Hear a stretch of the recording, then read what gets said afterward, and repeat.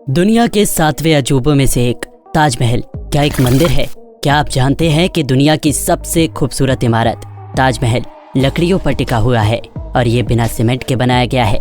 बिना सीमेंट के बना ये खूबसूरत मॉन्यूमेंट आखिरकार कैसे 350 सालों से मजबूती के साथ खड़ा हुआ है।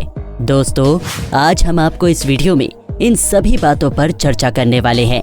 साथ ही साथ आपको बताएंगे ताजमहल से जुड़े हुए कुछ ऐसे रहस्य जिसे सुनकर आप हैरान रह जाओगे। जी हाँ, तो चलिए अब बिना वक्त गवाए हमारी इस रहस्यमयी वीडियो को शुरू करते हैं। दोस्तों, दरअसल दुनिया के 7 अजूबों में से एक अजूबा ताजमहल है।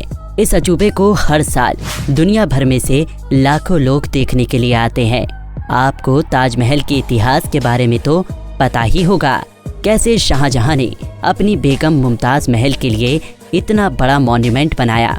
आपको बता दें, वैसे तो मुगल बादशाह शाहजहां की और भी बेगम थी, लेकिन वो सबसे ज़्यादा प्यार अपनी मुमताज महल से ही करते थे। जहां और बेगम के साथ उनके केवल एक बच्चा हुआ, तो वहीं मुमताज महल के साथ उनके 14 बच्चे हुए।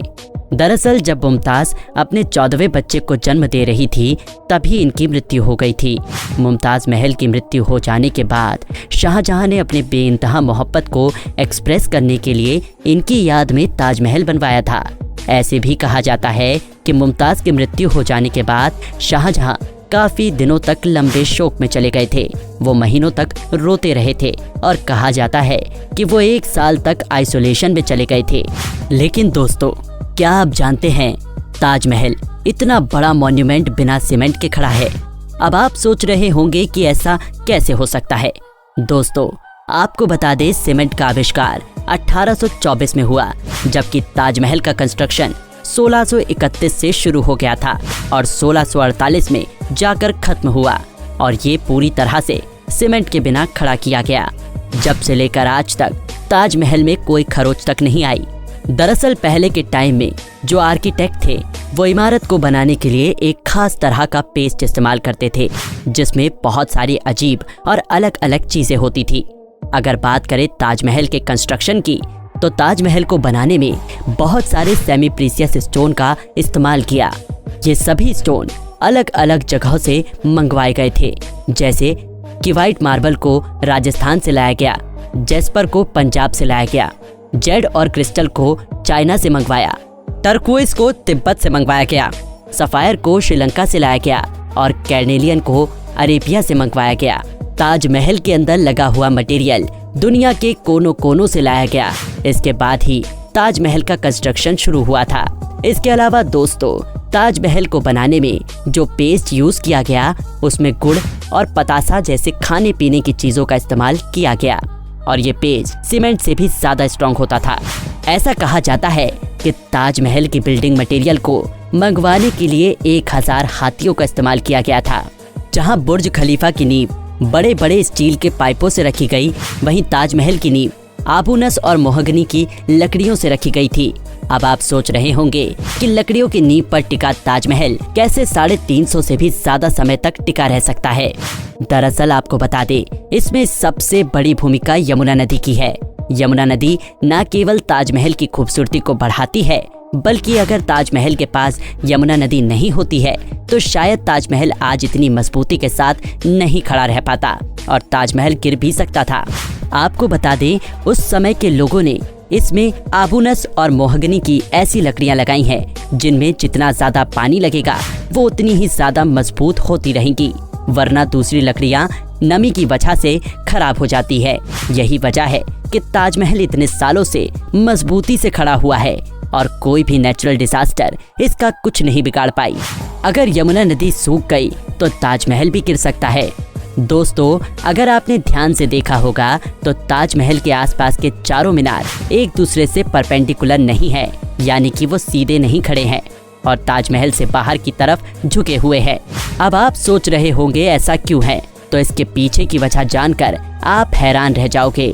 दरअसल उस समय ऐसा ताजमहल के बनाने वाले लोगों ने जानबूझकर किया है। ऐसा इसलिए किया है, अगर भूकंप भी आ जाए तो उससे इसके मीनारों को ही नुकसान पहुंचे और वो बाहर की तरफ गिर जाए, वरना अगर मीनार सीधी होती तो फिर भूकंप आने पर वो ताजमहल पर भी गिर सकती थी। जिससे ताजमहल को नुकसान पहुंच सकता था। इसलिए ही उन मीनारों को सीधा खड़ा ना करके हल्का सा बाहर की तरफ झुका कर रखा है। अगर देखा जाए तो वो 4 मीनार एक तरीके से ताजमहल की प्रोटेक्शन के लिए है।